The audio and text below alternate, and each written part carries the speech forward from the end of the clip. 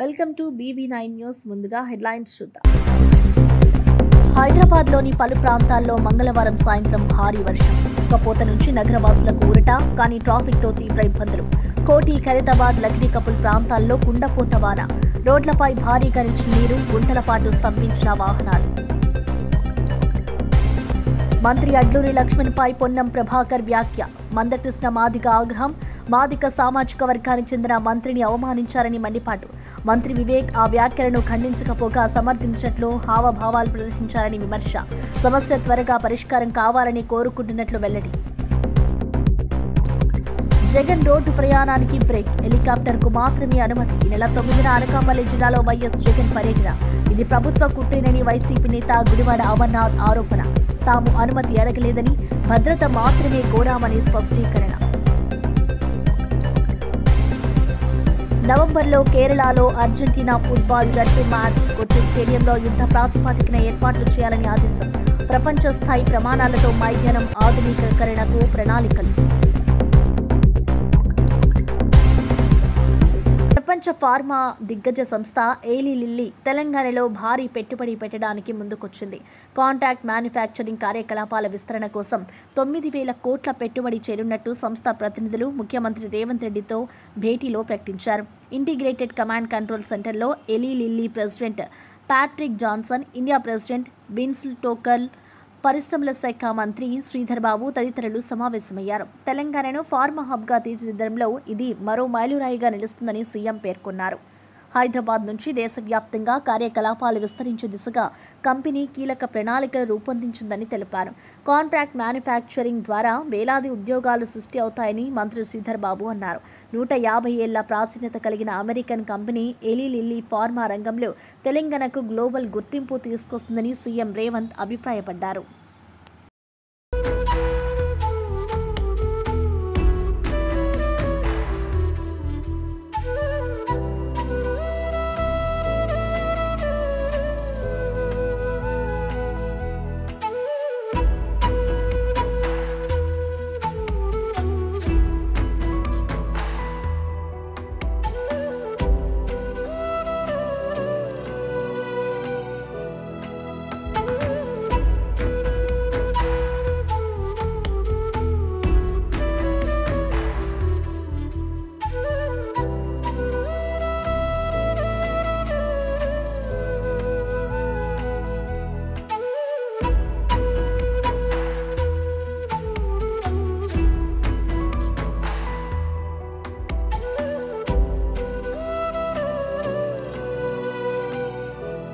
YCP అధినేత జగన్ చేపట్టనున్న మాకవరపాలెం పర్యటన తీవ్ర రాజకీయ దుమారం రేపుతోంది. ఈ నెల 9వ తేదీన విశాఖపట్నం నుంచి నర్సీపట్నం సమీపంలోని మాకవరపాలెం వద్ద మెడికల్ కాలేజీని సందర్శించేందుకు జగన్ రోడ్డు మార్గంలో వెళ్లేందుకు సిద్ధమవగా పోలీసులు ఆంక్షలు విధించడం వివాదానికి దారితీసింది. ఈ నిర్ణయం వెనుక ప్రభుత్వ కుట్ర దాగి ఉందని వైసీపీ తీవ్ర స్థాయిలో ఆరోపిస్తోంది.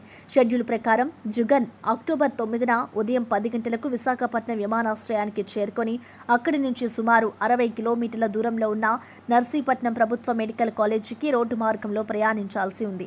అయితే అదే రోజు విశాఖ స్టేడియంలో అంతర్జాతీయ క్రికెట్ మ్యాచ్ ఉన్నందున ట్రాఫిక్ సమస్యలు తలెత్తుతాయని పేర్కొంటూ విశాఖపట్నం సిటీ పోలీసులు, అనకాపల్లి ఎస్పీ ఈ పర్యటనకు రోడ్డు మార్గంలో అనుమతి నిరాకరించారు. వర్షాకాలం కావడంతో ఏజెన్సీ ముఖద్వారమైన నర్సీపట్నానికి హెలికాప్టర్లో వెళ్లాలని సూచించారు. మేమే సెక్యూరిటీ వలయంగా మేమే నిలబడతాం. ఎందుకు వస్తుంది? లా అండ్ ఆర్డర్ ఇష్యూ వస్తుంది. గొడవ పెడితే లా అండ్ ఆర్డర్ ఇష్యూ వస్తుంది. గొడవకి ఎవడు వెళ్తున్నాడు? ఇప్పుడు సమస్య మీద వెళ్తున్నాం మేము. ఆయన ఏదో విశాఖపట్నంలో India south Africa women's cricket match ఉందా, మేము మ్యాచ్ ఆపుతామన్నాం. ఏమన్నా వాళ్ళు ఆడుకున్న వాళ్ళు ఆడుకుంటారు. వాళ్ళని ఏం అడ్డుతామని చెప్పలేదే, అటువైపు వెళ్తామని చెప్పలేదే. సమస్య మీద మాట్లాడతామని చెప్తున్నాం. సమస్యని ప్రజలకు చెప్పాలనేటువంటి ప్రయత్నం చేస్తున్నాం తప్ప వేరే ఆలోచన మాకేం లేదు. మాకు గొడవకు రాలేదు అసలు. మేము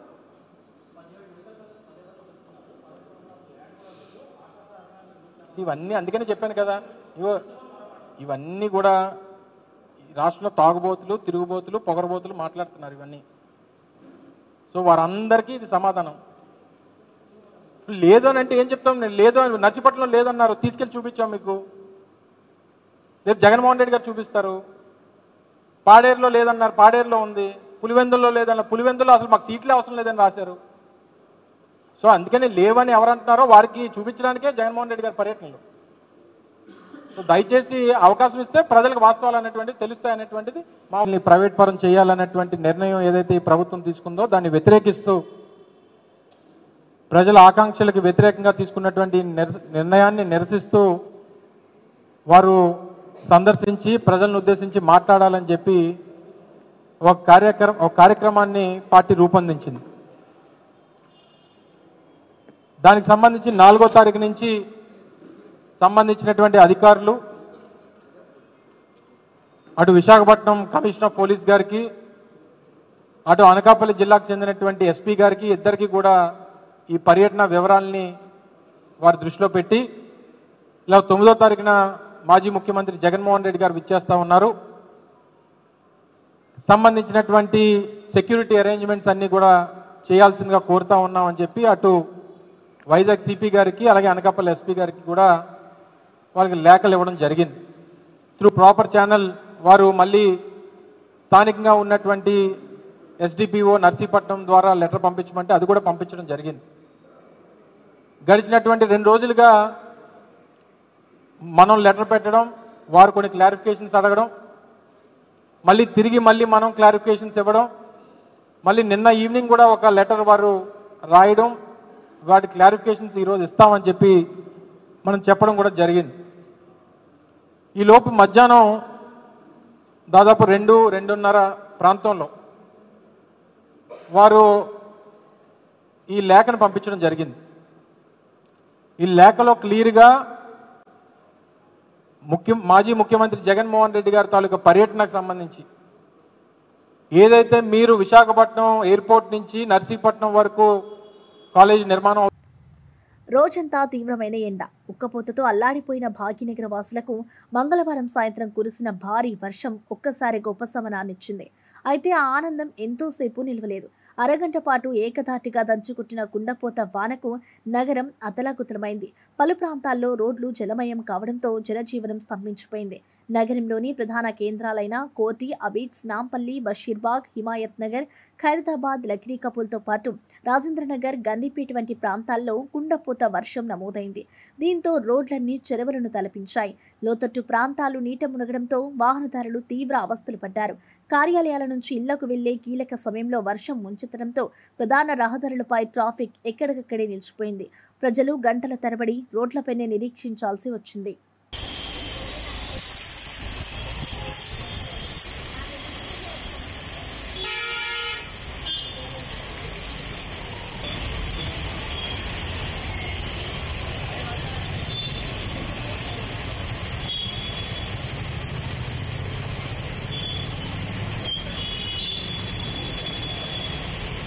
మంత్రి అడ్డూరి లక్ష్మణ్పై మరో మంత్రి పొన్నం ప్రభాకర్ చేసిన వ్యాఖ్యలపై ఎంఆర్పీఎస్ వ్యవస్థాపక అధ్యక్షుడు మందకృష్ణ మాదిగ తీవ్రంగా స్పందించారు.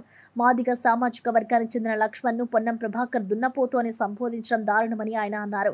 ఈ వ్యాఖ్యలను తోటి దళిత మంత్రి వివేక్ ఖండించకపోగా సమర్థించినట్లు హావభావాలు ప్రదర్శించడం సరికాదని ఆగ్రహం వ్యక్తం చేశారు. అడ్డూరి లక్ష్మణ్ మీద పొన్నం చేసిన వ్యాఖ్యలు ఏమాత్రం ఆమోదయోగ్యం కాదని, దళితులు బలహీన వర్గాల మధ్య వివాదం పెరగడం మంచిది కాదని ఉద్దేశంతో తాను వెంటనే టీపీసీసీ చీఫ్ మహేష్ కుమార్ గౌడ్కు ఫోన్ చేశారని తెలిపారు. ఈ సమస్య త్వరగా పరిష్కారం కావాలని చూస్తున్నామని అన్నారు. పొన్నం ప్రభాకర్ క్షమాపణ చెప్పే వరకు సమస్య పరిష్కారం కాదని ఆయన స్పష్టం చేశారు. దళిత, గిరిజన, మైనార్టీ సంక్షేమ శాఖ మంత్రి అయిన అడ్లూరు లక్ష్మణ్ గారి మీద అనుచితమైన వ్యాఖ్యలు చేయడం అనేది స్పష్టంగా రుజువుతుంది. ఒక దళిత, ఒక మాదిగ సామాజిక వర్గం సంబంధించిన మంత్రిని ఒక దున్నపోతు అనే వాక్యతో మాట్లాడడం అనేది మేము తీవ్రంగా ఖండిస్తున్నాం. బేషరతుగా వెంటనే అడ్లూరు లక్ష్మణ్ గారికి పొన్నం ప్రభాకర్ గారు క్షమాపణ చెప్పాలని చెప్పి నేను గుర్తు చేస్తున్నా, డిమాండ్ చేస్తున్నా. తోటి దళిత వర్గాలకు సంబంధించిన మంత్రి పట్లనే ఇట్లాంటి వ్యాఖ్యలు చేయడం మేమే కాదు, సమాజం ఎవరు కూడా అంగీకరించారని, ఇంకా మీరు మీనావేశాలు లెక్క పెట్టుకోకుండా బేషరతుగా క్షమాపణ చెప్పాలని చెప్పి మేము డిమాండ్. విశాఖపట్నంలోని కేజీహెచ్లో చికిత్స పొందుతున్న గురుకులం విద్యార్థులను ఏపీసీసీ అధ్యక్షురాలు షర్మిల పరామర్శించారు. విద్యార్థుల ఆరోగ్య పరిస్థితిని తెలుసుకుని వైద్యులతో మాట్లాడి అవసరమైన సదుపాయాలను అందించాలని సూచించారు. ఈ సందర్భంగా ఆమె మాట్లాడుతూ చంద్రబాబు ఫోకస్ పెట్టాల్సింది 2047 మీద కాదు, గిరిజన బిడ్డల భవిష్యత్తుపైనే పెట్టాలని తీవ్రంగా విమర్శించారు. 225 మంది అమ్మాయిలు ఉన్న హాస్టల్లో ఒక్క బాత్రూమే ఉందని హైకోర్టు చెప్పిన విషయమే మనసున్న వారిని కలిచివేస్తుందని ఆవేదన వ్యక్తం చేశారు. బాలికల భద్రత, ఆరోగ్యం, విద్యా సౌకర్యాలపై ప్రభుత్వం పూర్తిగా విఫలమైందని అన్నారు. రాష్ట్రంలోని గురుకుల విద్యార్థుల సమస్యలను కాంగ్రెస్ పార్టీ ప్రతిపాదనల రూపంలో కేంద్రానికి తీసుకెళ్తుందని హామీ ఇచ్చారు. ప్రతి పిల్లవాడి హక్కును కాపాడే పోరాటం కాంగ్రెస్ కొనసాగిస్తుందని షర్మిల స్పష్టం చేశారు. 2 ఏళ్ల తర్వాత ఈ బిడ్డలు పెద్దోళ్ళయ్యి ఏం ఆలోచిస్తారు? మేము ఒక జైల్లో ఉన్నాము, కనీసం బాత్రూంలో కూడా నీళ్లు లేవు, ఫుడ్ లేదు, కనీసం తాగడానికి కూడా మంచి నీళ్లు లేవు అని ఈ బిడ్డలు అనుకునే పరిస్థితికి వస్తుంది. అందుకే చెప్తున్నాం, చంద్రబాబు గారు, కూటమి సర్కార్కి మీరు ఫోకస్ పెట్టాల్సింది 2047 మీద కాదు, ఇప్పుడు ఈ బిడ్డ భవిష్యత్తు గురించి ఆలోచన చేయండి. అందుకే కాంగ్రెస్ పార్టీ మీకు 2 సంవత్సరాలు టైం పెట్టుకొని మరి మీరు ఒక కార్యక్రమం చేపట్టాలని కాంగ్రెస్ పార్టీ డిమాండ్ చేస్తుంది. స్వర్ణాంధ్ర హాస్టల్స్ 2027 అంటే 2027 కల్లా మన రాష్ట్రంలో ఉన్న అన్ని ఎస్సీ, ఎస్టీ, బీసీ హాస్టళ్లను మొత్తము ఎన్నున్నాయో అన్నిటినీ మెరుగుపరచాల్సిన అవసరం ఉంది. ఒక హాస్టల్లే కాదు, ప్రభుత్వం నడుపుతున్న స్కూళ్ళు అయితేనేమి, కాలేజీలు అయితేనేమి, ఎస్సీ, ఎస్టీ, బీసీ, మైనారిటీ బిడ్డలకు నడుపుతున్నది ఏదైనా సరే మెరుగుపరచాల్సిన బాధ్యత ప్రభుత్వానికే ఉంది. ఇది వెంటనే ప్రభుత్వం చేపట్టాలని కాంగ్రెస్ పార్టీ డిమాండ్ చేస్తుంది. మీరు చేపట్టని క్రమంలో కాంగ్రెస్ పార్టీ కూడా త్వరలోనే ఒక క్యాంపెయిన్ కూడా టేకప్ చేయబోతున్నాం. కాంగ్రెస్ పార్టీకి సంబంధించి ప్రతి నాయకుడు, ప్రతి కార్యకర్త కూడా ప్రతి హాస్టల్ కు, ఎస్సీ, ఎస్టీ, బీసీ హాస్టల్ కైనా లేక గవర్నమెంట్ స్కూళ్లకు, కాలేజీలకైనా వెళ్లి అక్కడున్న పరిస్థితుల గురించి ఆరా తీసి అక్కడ ఒక సిగ్నేచర్ క్యాంపెయిన్ అంటే ఒక సంతకాల సేకరణ, అక్కడ వాస్తవాలు ఏమిటి, అక్కడ పరిస్థితులు ఏమిటి, మెరుగుపరచాల్సిన అవసరం ఉందా లేదా అని అక్కడ పేరెంట్స్ తో అయినా బిడ్డలతో అయినా మాట్లాడి సిగ్నేచర్ క్యాంపెయిన్ ఒకటి చేపట్టాలని కాంగ్రెస్ పార్టీ నిర్ణయించింది. అంతేకాదు ఈ సిగ్నేచర్ క్యాంపెయిన్ తర్వాత సంబంధిత అధికారుల దగ్గరికి అది తీసుకువెళ్లడం జరుగుతుంది, యాక్షన్ డిమాండ్ చేయడం జరుగుతుంది. చేయని పక్షంలో పెద్ద ఎత్తున ఆందోళనలు కూడా కాంగ్రెస్ పార్టీ చేస్తుందని హెచ్చరిస్తున్నాం. మళ్ళీ చెప్తున్నాం, చంద్రబాబు గారికి, కూటమి సర్కార్కి మీరు దృష్టి పెట్టాల్సిన విషయాలలో, అంశాలలో ఎస్సీ, ఎస్టీ, బీసీ హాస్టళ్లు లేదా గవర్నమెంట్ స్కూళ్లు, కాలేజీలకు సంబంధించిన బిడ్డలకు భవిష్యత్తుకు సంబంధించిన ఈ అంశము చాలా ముఖ్యమైనది. వెంటనే దీన్ని టేకప్ చేయాలని 2 సంవత్సరాలు టైం లైన్ పెట్టుకొని అన్ని హాస్టళ్లను మెరుగు చేయాలి. మళ్ళీ దానికి ఒక మానిటరింగ్ సిస్టమ్ కూడా పెట్టాలి. క్రమంగా కంటిన్యూస్ బేసిస్ మీద ఈ హాస్టళ్లు సరిగ్గా జరుగుతున్నాయా లేదా అని ఒక రిపోర్టును కూడా తయారు చేసేటట్టు ఆ కమిటీ కంటిన్యూస్ గా పనిచేయాలని కూడా డిమాండ్ చేస్తుంది Congress party. BRS working president KTR Sircilla జిల్లాలో పర్యటించారు. సిరిసిల్ల పట్టణంలోని శ్రీ లక్ష్మీ వెంకటేశ్వర స్వామి బ్రహ్మోత్సవాలలో ఆయన ఘనంగా పాల్గొన్నారు. ప్రత్యేక పూజలు నిర్వహించారు. భక్తులతో కలిసి పల్లకి ఊరేగింపులో నడిచి స్వామివారి ఆశీస్సులు పొందారు. ఈ సందర్భంగా స్వామివారి రథయాత్రను ప్రారంభించి ప్రాంతీయ భక్తుల ఉత్సాహం, ఆధ్యాత్మిక వాతావరణం పట్ల కేటీఆర్ సంతృప్తి వ్యక్తం చేశారు. దేవాలయాల అభివృద్ధి, సాంస్కృతిక సాంప్రదాయాల పరిరక్షణ కోసం బీఆర్ఎస్ ప్రభుత్వం ఎల్లప్పుడూ కృషి చేస్తుందని గుర్తు చేశారు. సిరిసిల్ల అభివృద్ధిలో ప్రజల సహకారం ముఖ్యమని, అన్ని రంగాల్లో సమగ్ర ప్రగతిని సాధించేందుకు కృషి కొనసాగిస్తామని తెలిపారు. కార్యక్రమంలో స్థానిక ప్రజాప్రతినిధులు, భక్తులు భారీగా పాల్గొన్నారు.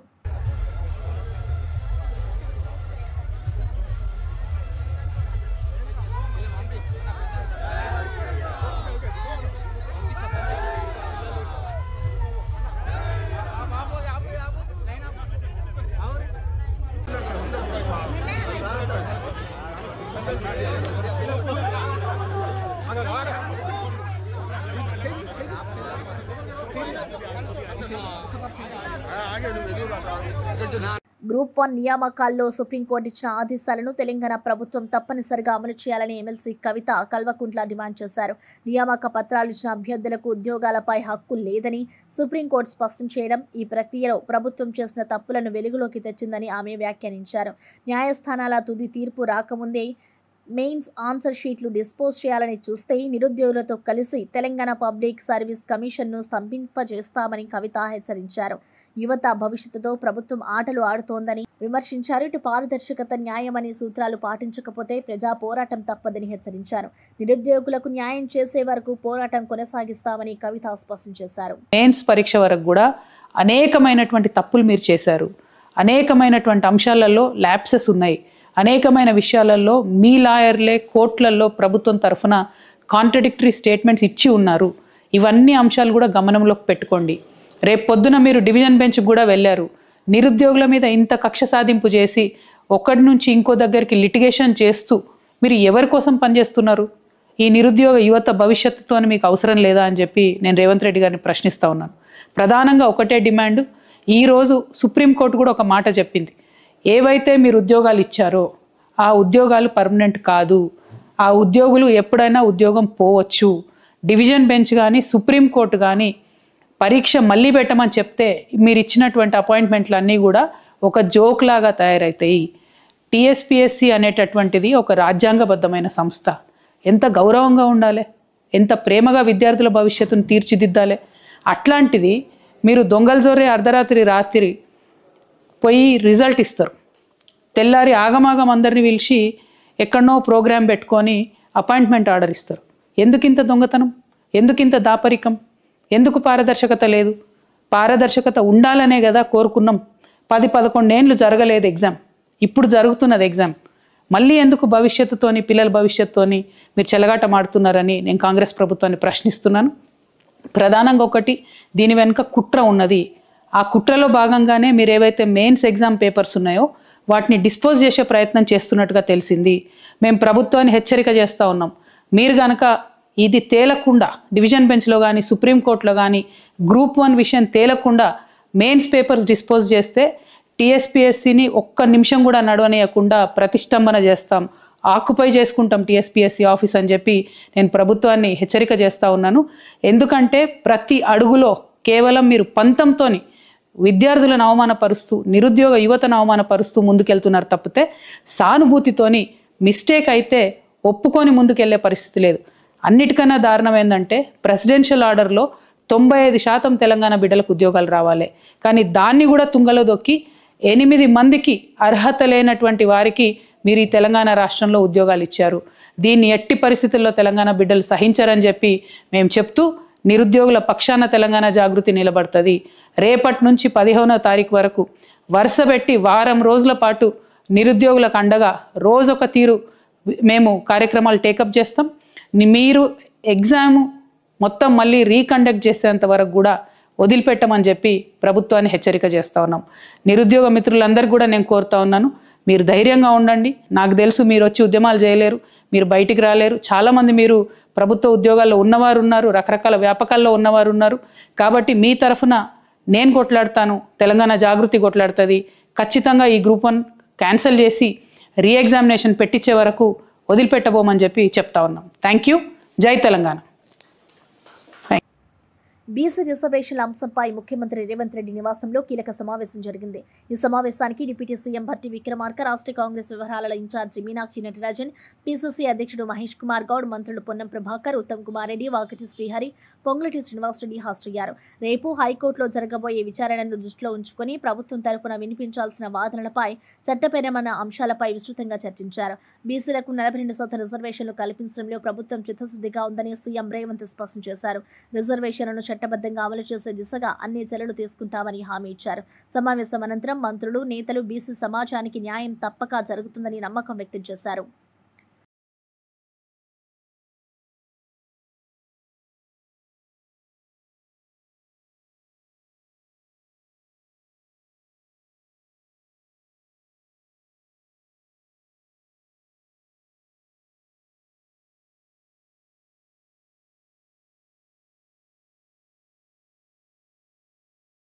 లిక్కర్ స్కామ్ గురించి వైసీపీ నాయకులు మాట్లాడుతుంటే దెయ్యాలు వేదాలు వల్లించినట్లుగా ఉందని మంత్రి కొల్లు రవీంద్ర వ్యంగ్యంగా వ్యాఖ్యానించారు.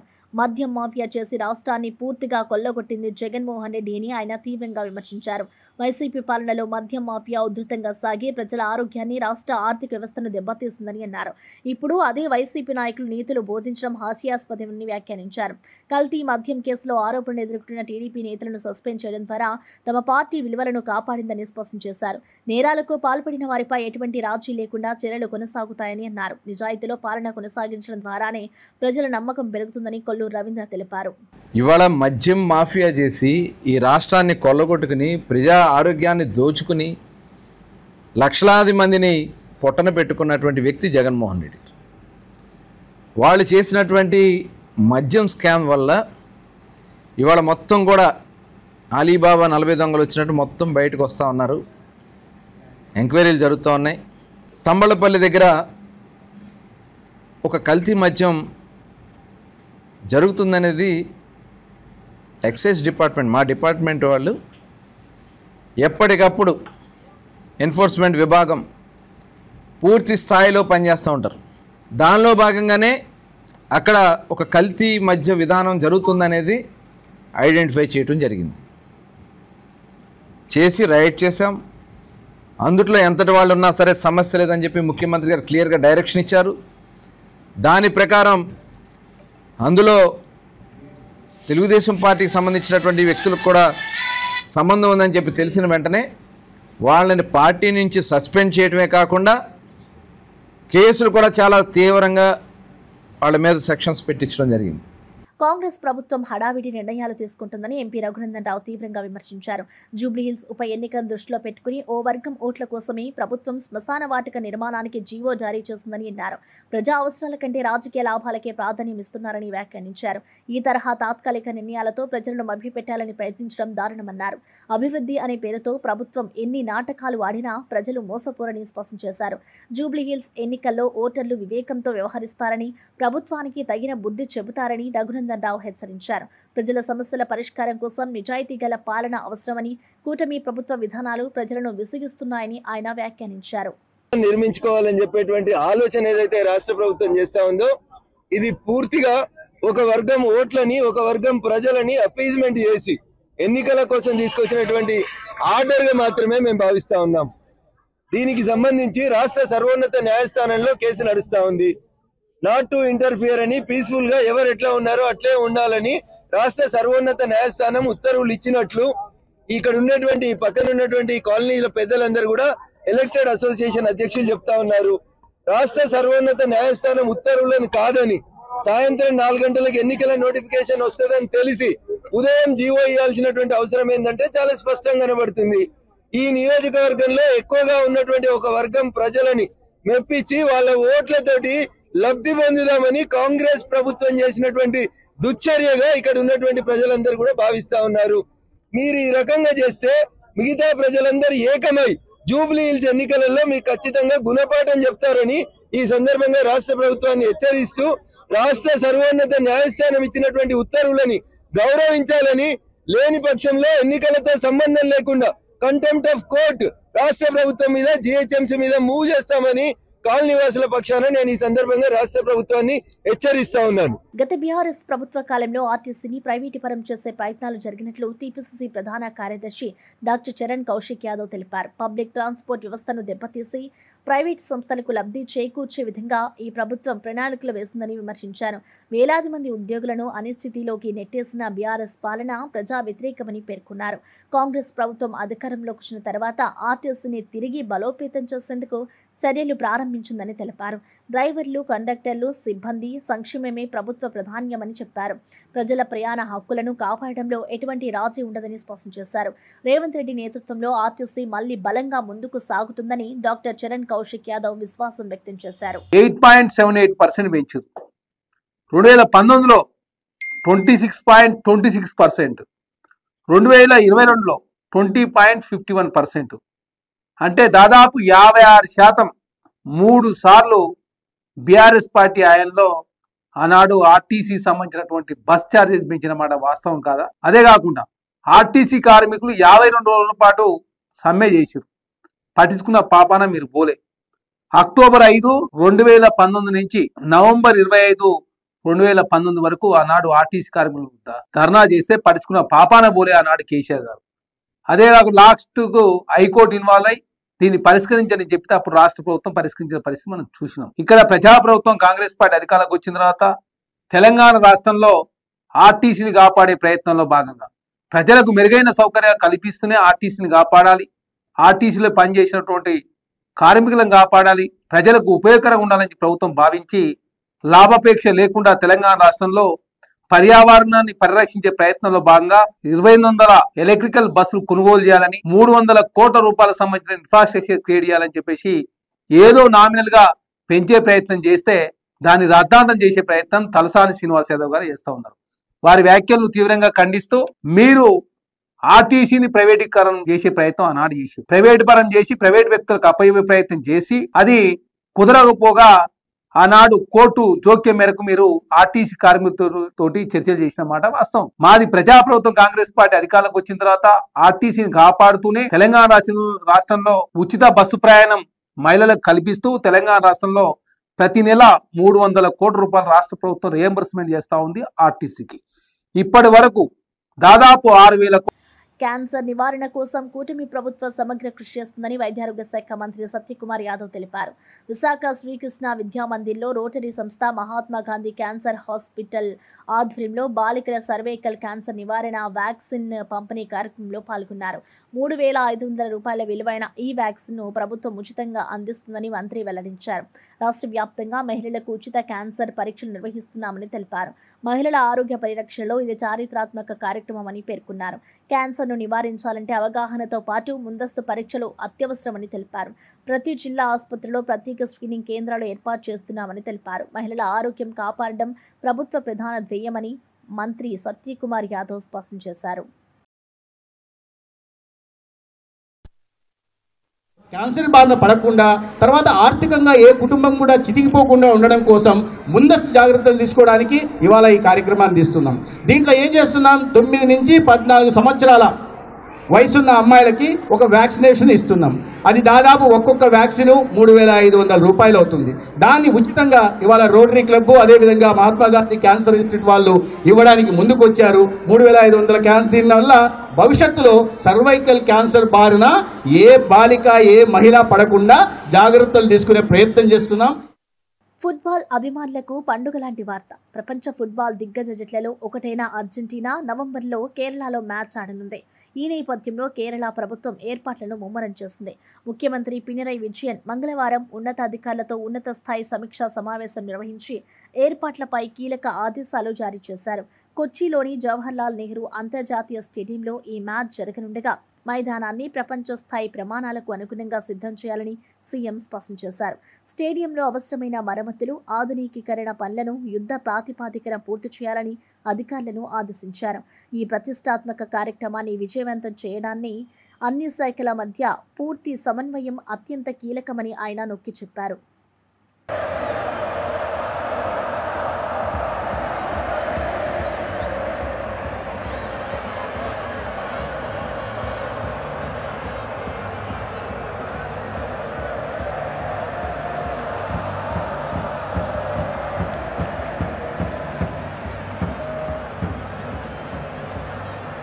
ఇవి బులెటిన్ విశేషాలు. చూస్తూనే ఉండండి BB9 న్యూస్.